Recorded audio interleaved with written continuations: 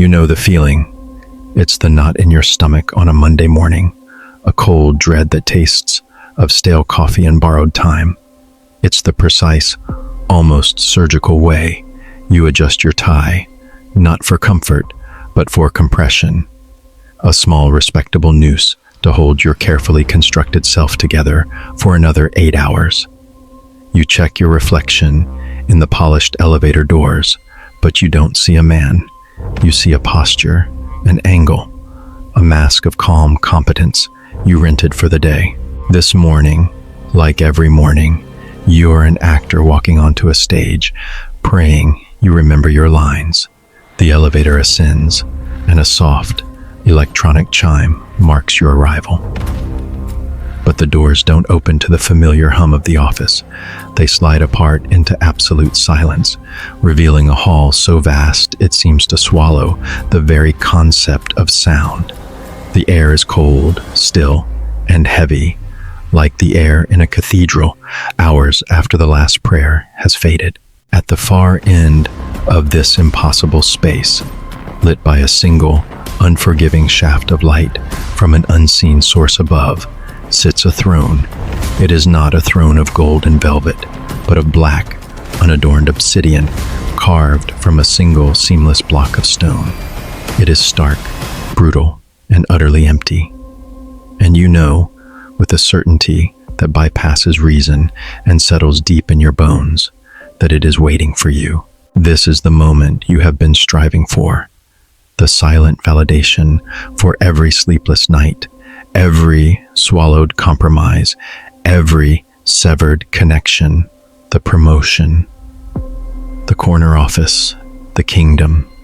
You take a step forward, and the sound of your leather-soled shoe on the marble floor echoes like a gunshot in the oppressive quiet. With each step, the world you knew, the deadlines, the traffic, the hollow laughter at corporate retreats, peels away, leaving only this stark, elemental reality. The hall is lined with faceless statues, figures of men frozen in postures of command and contemplation. As you pass, you feel their featureless heads turn to watch you, their silent judgment, a physical weight on your shoulders. You feel a strange coolness on your own face and realize, with a soft jolt of surprise, that you are wearing a mask. It's smooth, elegant, carved from pale ivory, its expression one of serene, unshakable confidence. You don't remember putting it on, but it feels more familiar than your own skin. It is the face you show the world, the one that signs the checks and closes the deals, the one that never shows fear. A whispered question slithers through the silence, seeming to come from the shadows nesting in the high, vaulted ceiling. Are you worthy? The voice is a venomous composite. Your father's disappointment, your first boss's condescending praise, the sneer of a rival you long ago defeated, but whose ghost still lingers in your periphery. You straighten your back, the mask your only shield. The walk feels endless. The throne does not get closer, but the air grows thinner, colder. You are walking on a rope bridge suspended in fog, and the only thing that keeps you from falling is the forward momentum, the desperate belief in the destination. You tell yourself, this is the price of power. This is the loneliness of the summit. You have rehearsed these justifications in the dark for years, and they almost sound convincing here. In the heart of the void, finally, you stand before it, the empty throne. It looms over you, a monument to ambition. It is not beautiful, it is perfect. Its lines so severe, and its presence so absolute that it makes you feel flawed, temporary, and small. It radiates a cold that sinks into your bones, a palpable hunger. This is no mere chair. It is a destination, an end. You have spent your entire life climbing, clawing your way up a ladder you never thought to question, and this is the final rung. You reach out a hand to touch its polished armrest, And as your fingers make contact, a tremor runs through the stone. The light from above intensifies, and you see carvings on the seat, previously hidden in the gloom. They are not symbols of royalty or power. They are faces, hundreds of them, twisted in silent, eternal submission, their identities worn smooth, absorbed into the stone. They are the faces of all the others who came seeking this seat. You recoil, but it's too late. The cold from the throne surges up your arm, a current of ice that spreads through your chest. The mask on your face begins to tighten. The serene, confident expression it holds is no longer a tool. It is a cage. You try to pull it away, to claw it off, but your fingers find no purchase, no edge. The smooth ivory has become one with your flesh. A horrifying realization dawns. The throne does not demand your strength, your wisdom, or your leadership. It demands a sacrifice. It demands the man behind the mask. The price of sitting here is not the burden of rule, but the finality of erasure. You are the next face to be worn smooth by the stone. You have a choice. Turn back and walk into the oblivion of failure, a faceless man without a purpose, or sit down and become the king of nothing, a perfect symbol forever hollowed out. As the mask seals the last of your skin, fusing bone deep, you understand the forbidden law. The power you desired was never a crown to be worn. It was a void to be filled, and it will be filled by you. In myth, it was a ghost. In you, it's the habit you can't see, the persona. Carl Jung defined the persona as the social mask we wear, the curated self we present to the world for survival and acceptance. But when a man mistakes the mask for his own face, the authentic self atrophies from neglect, creating a profound and terrifying emptiness within. You become a living imposter in your own life. You sit upon the throne, a perfect, motionless king. You have finally arrived, and as the last of your warmth is leached into the cold, black stone, you can no longer remember what it was you lost. The heaviest crowns are forged from fear.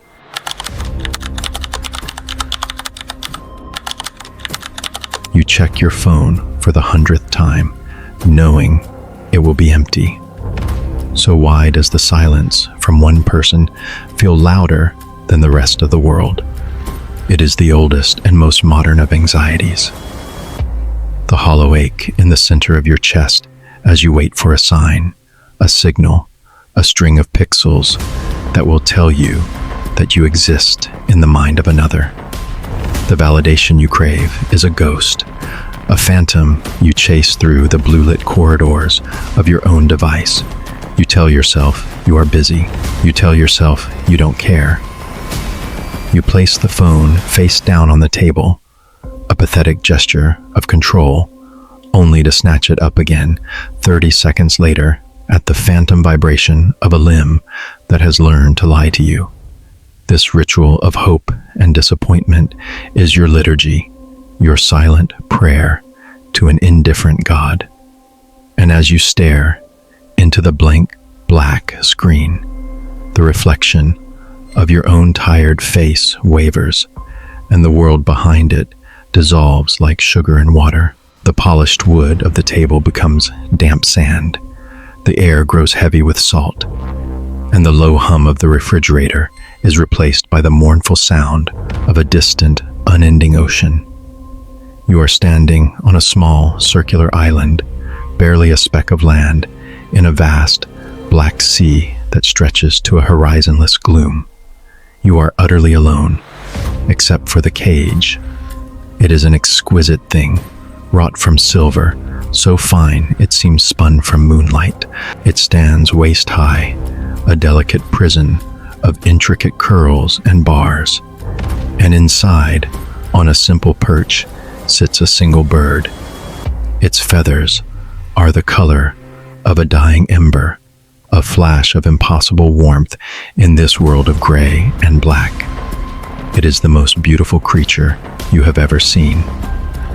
But it is silent. It is still. Its eyes are like polished jet, and they seem to look through you, past you, at nothing at all. You have been on this island for a very long time. You no longer remember how you arrived. Your only purpose, your only measure of a day, is the bird. You have a small satchel, and inside are seeds, gleaming golden seeds that seem to hold a tiny spark of light. You don't know where they come from, but you know they are finite, and you know that to give one to the bird is to go hungry yourself.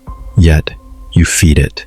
You offer a seed on the palm of your hand through the bars, a desperate daily offering. Most of the time, the bird ignores it. The seed will sit there until your arm aches and your hope withers, and you are forced to retrieve it, your failure tasting of ash.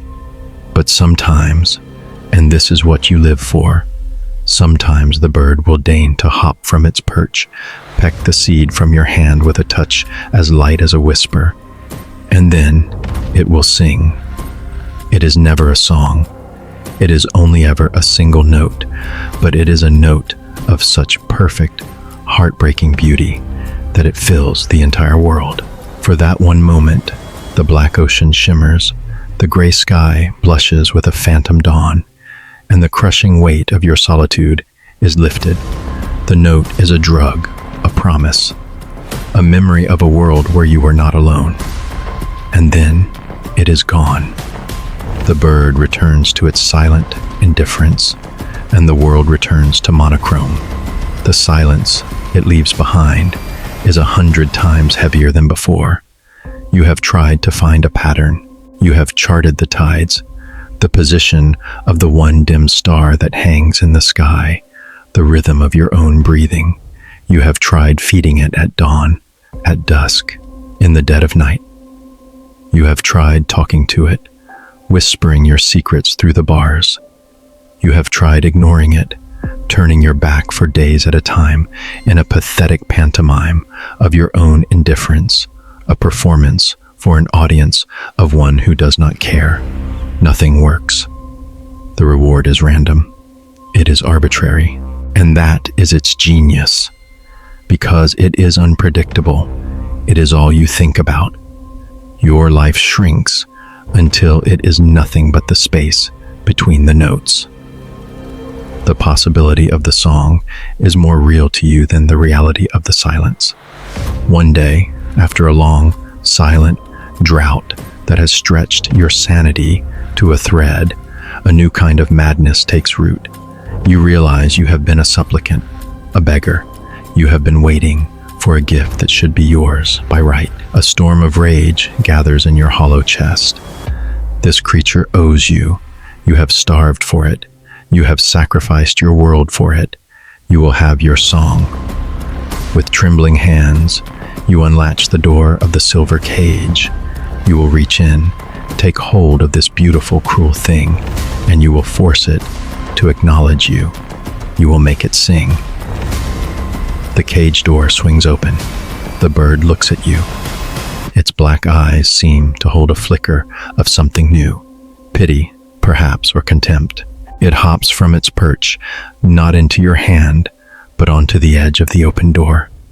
It flexes its brilliant wings, and for a terrifying second, you think it will fly away, leaving you in a silence so complete it will unmake you. But it doesn't fly. Instead, it shimmers, its form blurring like a candle flame in a breeze. The ember-colored feathers dissolve, the bird's body contracts, and in its place, fluttering with frantic, dusty wings, is a common moth. The beautiful, divine creature was an illusion you sustained with your own hope. The moth, freed from the cage, flutters once around your head and then flies directly into the flame of a small oil lamp at your feet. A lamp you never even noticed you were holding. It vanishes in a tiny, silent puff of smoke and ash. The cage is empty. The song was never real. You were in love with the echo of your own need. The ancients called it a curse. Today, psychology names it intermittent reinforcement. An unpredictable pattern of reward is the most powerful force for shaping behavior, creating a frantic, addictive loop of hope and despair. It is the gambler at the slot machine, the lover checking their phone, the man starving himself to hear a single, perfect note of validation.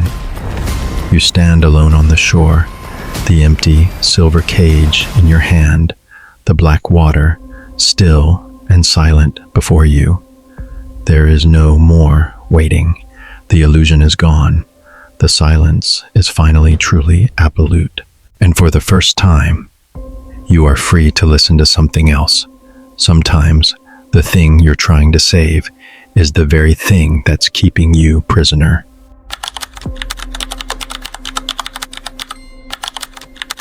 Some men are broken by a single catastrophic event. Others are undone far more slowly by a choice they never make. You feel it when you stare at a blank screen, the cursor blinking with the steady, accusatory rhythm of a heartbeat. The report you have to write, the email you have to send, the life you have to begin. The sheer, overwhelming potential of that first move freezes you in place. The abyss of possibility is more terrifying than any known failure.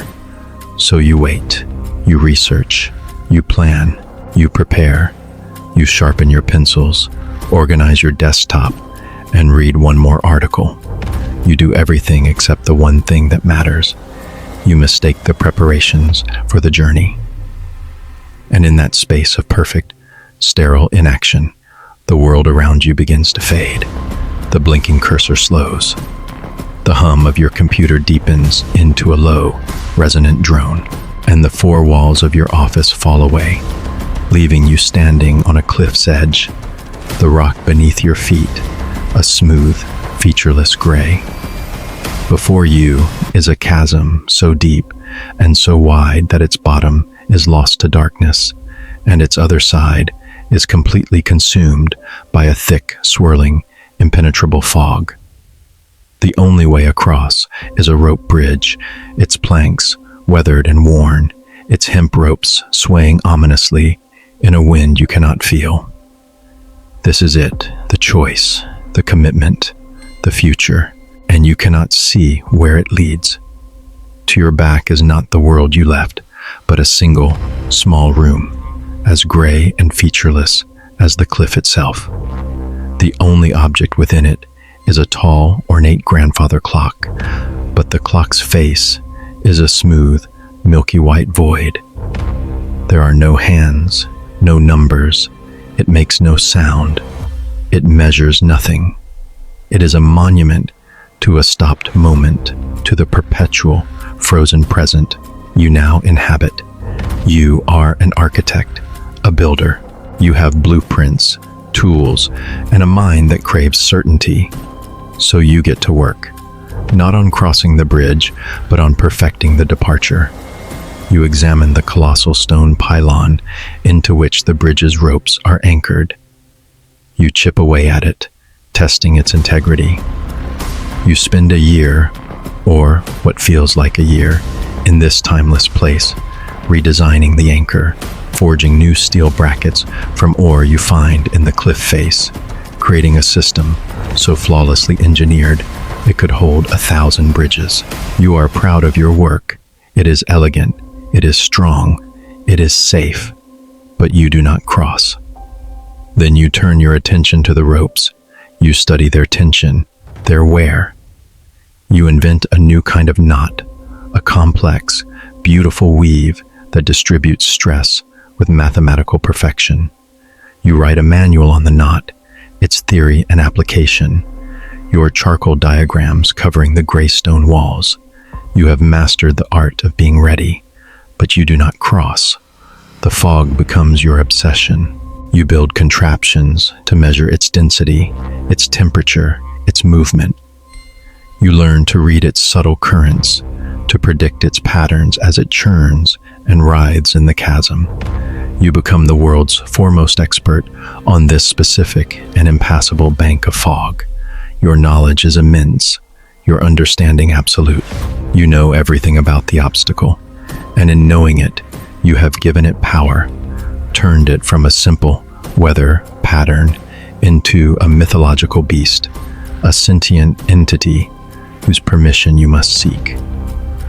Other lost souls begin to appear at the cliff's edge. They, too, are faced with their own bridges, their own fogs. They are terrified, but they find you, the man who has mastered the precipice. You become their guide, their sage, the guardian of the bridge. You teach them your knots, explain your engineering, lecture them on the nature of the fog. You give them everything you have learned about the anatomy of the choice, the physics of the threshold. Be prepared, you tell them, your voice echoing with the hollow authority of one who has never risked a single step. Be certain, do not act until you know. They thank you, they praise your wisdom, and then they too settle down to wait, building their own anchors, studying their own ropes. You have not saved them. You have infected them with your own paralysis. You have built a respectable-looking prison out of the vocabulary of prudence. One day, a young girl appears. She cannot be more than 10 years old. She is humming a simple, tuneless song and holds a small, wilted wildflower in her hand. She pays you no mind. She doesn't look at your elaborate anchor, doesn't ask about the fog. She simply walks to the edge of the bridge, and without a moment's hesitation, she steps onto the first plank. You cry out, "Wait, it's not safe. You don't know what's on the other side." She turns, a slight smile on her face. "Neither do you," she says, her voice as clear as a bell. And then she turns and walks into the fog, her humming slowly fading into the silence. You stand there, stunned, your world of careful calculations shattered. You wait for the sound of a scream, of ropes snapping, of a fall into the abyss. But there is only silence, and then a miracle. For just a moment, a sudden gust of wind parts the fog like a curtain, and you see it, the other side. It is not a paradise. It is not a hell. It is just another cliff edge, barely 20 feet away. It is gray and featureless, almost identical to the one on which you stand. The bridge was never a treacherous, miles-long journey. It was a single, terrifying, and ultimately simple step. You have spent your life preparing for an ordeal that never existed. Your great enemy was not the chasm, not the fog, but your own need for a guarantee. As this realization crashes down upon you, a sound splits the silence. From the gray room behind you, the clock with no hands begins to tick.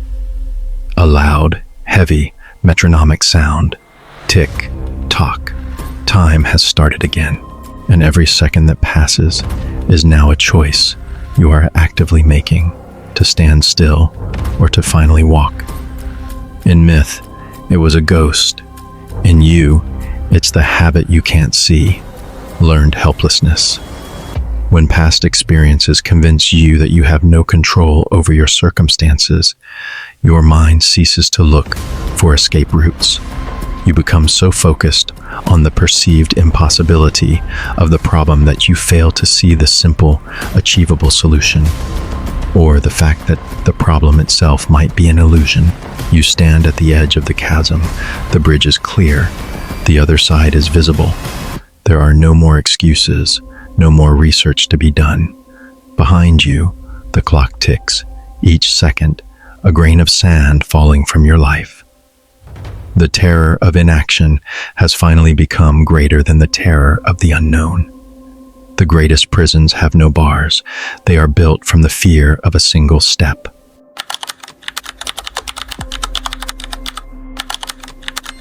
You look in the mirror, and hate the man looking back.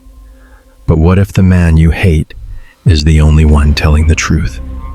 It's that flicker of disgust you feel when you catch your reflection at a bad angle under harsh fluorescent light. It's the wave of shame that washes over you in the dead of night as your mind replays a clumsy word, a weak moment, a moral compromise you made years ago. There is a stranger inside you, a saboteur who knows all your secrets.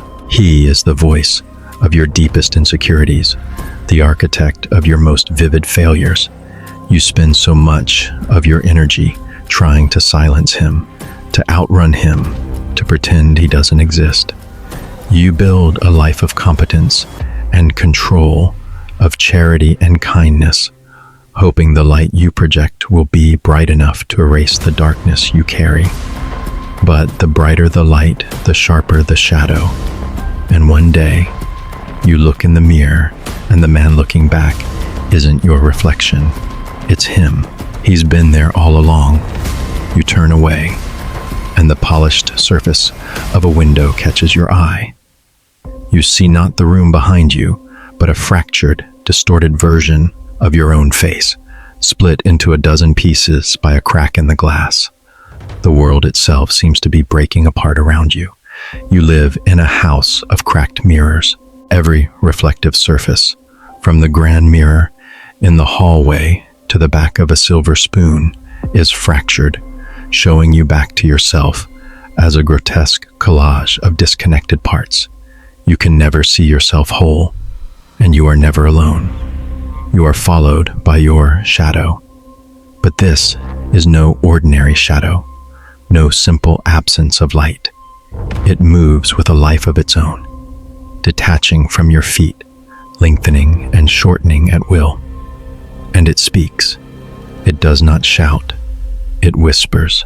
As you walk down the hall, it slithers up the wall beside you, whispering of the promotion your colleague received, the one you secretly believe you deserved more.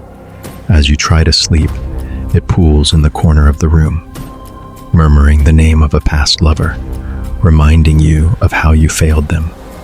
It is the repository of every envious thought, every selfish impulse, every cowardly retreat you have ever made. It is the part of you that wants to watch the world burn, that delights in the failure of others, that craves power not to build, but to dominate. It is everything you have decided you are not. Your life becomes a constant, exhausting war against this second self. You try to exorcise it. You fill the house with lamps, flood every room with brilliant, artificial light, hoping to dissolve the darkness. But the shadow only becomes darker, its edges more defined, its whispers clearer and more cutting. You try to reason with it, engaging in furious, silent arguments in your own mind, pairing its accusations with your long list of good deeds. But it knows you better than you know yourself. It knows the secret, selfish motivation behind every act of charity. It knows the fear that underpins your every ambition. It counters every argument with a truth you cannot deny. Desperate, you try to trap it. You lock yourself in a windowless room, a closet, believing that in total darkness there can be no shadow. You sit in the suffocating blackness, your heart pounding, and for a moment there is silence. You have won. But then, a new horror. The darkness itself begins to speak, its voice coming from every direction at once. You realize the shadow was never just a shape on the wall. It is a part of your consciousness. You have not trapped it. You have trapped yourself inside it. You are drowning in the very thing you sought to destroy. The war is a failure. You have spent your life running from a phantom that is tethered to your own soul. In a final, desperate act of rage and self-loathing, you return to the grand, cracked mirror in the hall. You will shatter this last mocking image of your fractured self. You pick up a heavy, iron candlestick and hurl it at the mirror with all your strength. There is a deafening crash, but the glass does not shatter into pieces.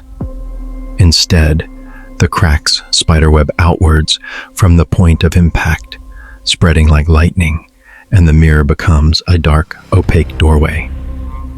The silvering flakes away, revealing not the wall behind it, but a deep, quiet space. Your shadow detaches from the floor and stands before the new opening.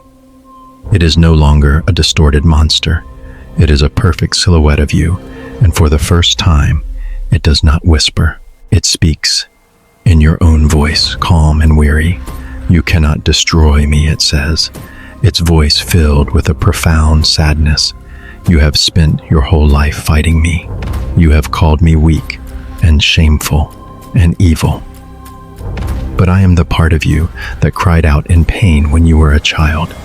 I am the anger that rose to protect you from those who would harm you. I am the ambition that pushed you from the mud, the raw desire that makes you feel alive. I am the foundation upon which your precious house of light is built. You have tried to starve me, to silence me, to pretend I am not here. And now look at us. You are a ghost, terrified of your own reflection. And I am a monster, twisted by my own starvation. We are both broken. The shadow turns and gestures toward the dark doorway it has created. It extends a hand, not in aggression, but in invitation. Stop fighting. Stop running. Come. It is time to meet yourself. The ancients called it a demon. Today, psychology names it the shadow. Carl Jung proposed that the shadow contains all the parts of ourselves that we have repressed and disowned because they are incompatible with our conscious ideal. True psychological integration, wholeness, is not achieved by defeating this inner darkness, but by having the immense courage to turn, face it, and integrate its lessons and its power into a complete self. You stand before the doorway in the mirror, the threshold into your own soul.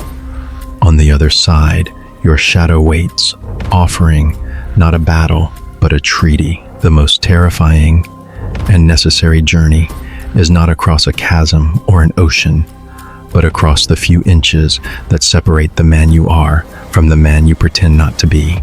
To become a man of light, you must first learn the shape of your own darkness.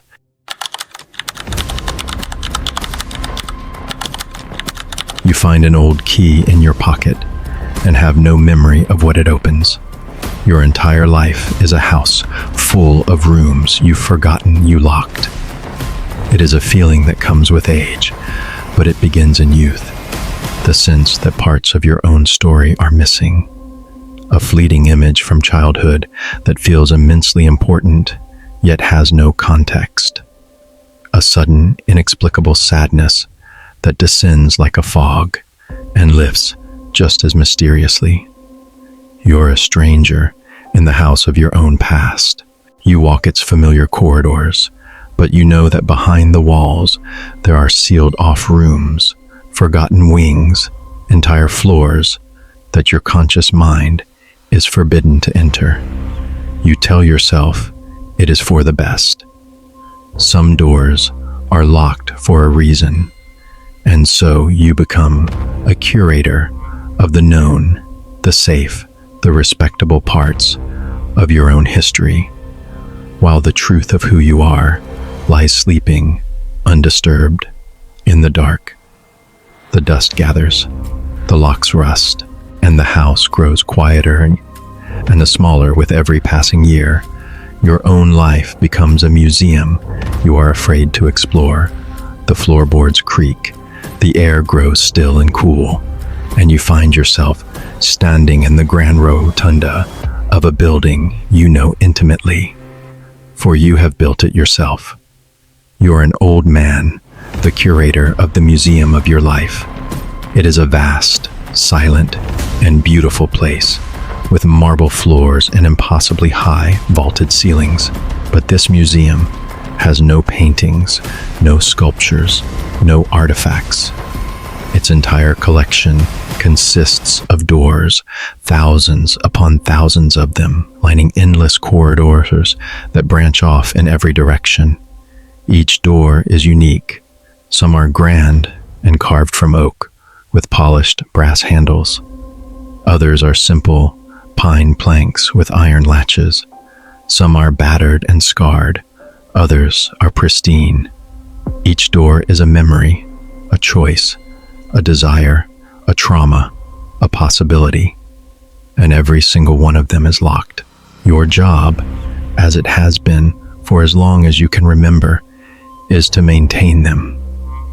You walk the halls with your cart of polishes and oils, tending to the exteriors. You dust their frames. You tighten their hinges. You ensure that the unknowable things behind them remain undisturbed. You are not a curator. You are a warden, a jailer of your own past. And you have one singular, overriding obsession. High above, in the center of the rotunda's great glass dome, hangs a single door. It floats, impossibly in the empty air, unattached to any wall. It is a simple, white door, and it glows with a soft, internal light. The door in the sky.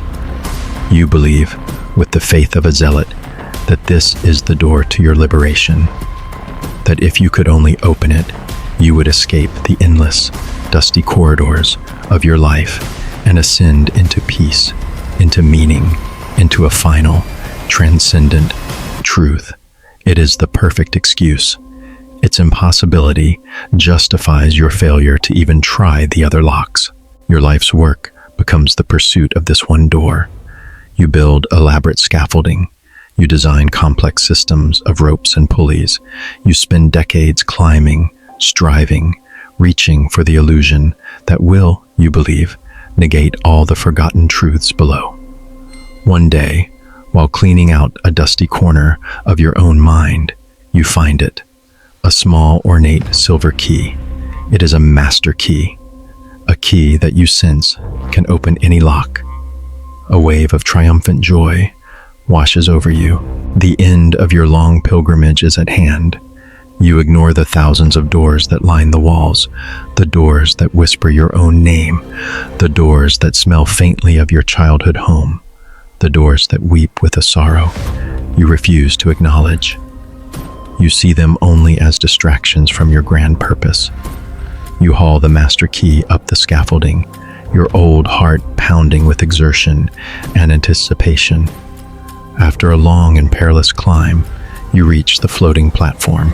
You stand before the door in the sky. It hums with a gentle energy. This is it, the answer to everything. You insert the silver key into the lock. It turns with a perfect, satisfying click. You take a deep breath, pull the handle, and swing the great door open.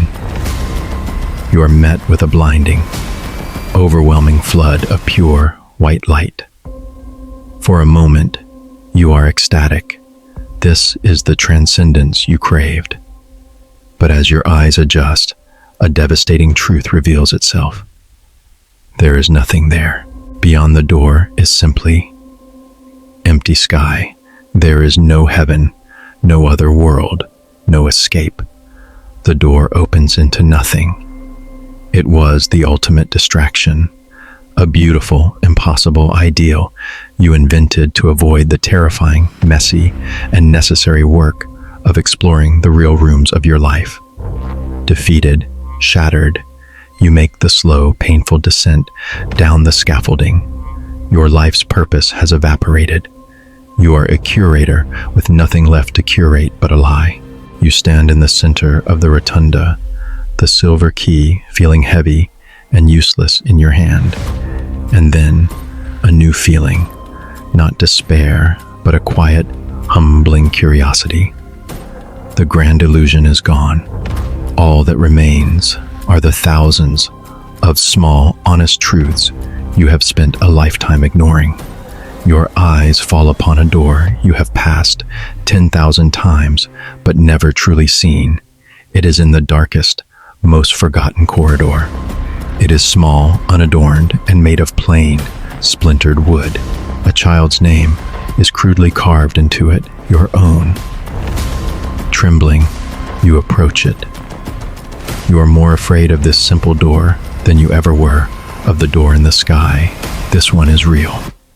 You raise the master key, insert it into the rusty iron lock, and turn. The mechanism groans, but it opens. You push the door, and it swings inward on creaking hinges. You do not find a monster. You do not find a forgotten trauma or a source of shame. The room inside is small, simple, and filled with warm afternoon sunlight pouring through a clean window. And in the center of the room sits a single, plain, wooden chair. It is not a throne of power or a cage of despair. It is just a chair, a place to sit, a place to be. It is the one seat in this entire, vast museum you were always entitled to, the seat of your own, authentic self, which you abandoned long ago to become the guardian of your own prisons. The ancients called it the soul. Freud named it the unconscious. This is the vast, hidden architecture of your psyche, the locked rooms where your true motivations, your deepest fears, and your most potent desires reside. Your conscious life is often a grand performance designed to distract you from the simple, terrifying, and liberating act of unlocking a door and sitting with what you find. You walk into the sunlit room and close the door behind you. You sit down in the wooden chair. You do not become a king. You do not become a god. You do not disappear into light. You simply become present, here, now. And outside, the museum of your life waits, no longer a prison to be guarded or a maze to escape, but a home to be explored, one room at a time. The final forbidden law is this: you were never locked out. You were the one holding the key.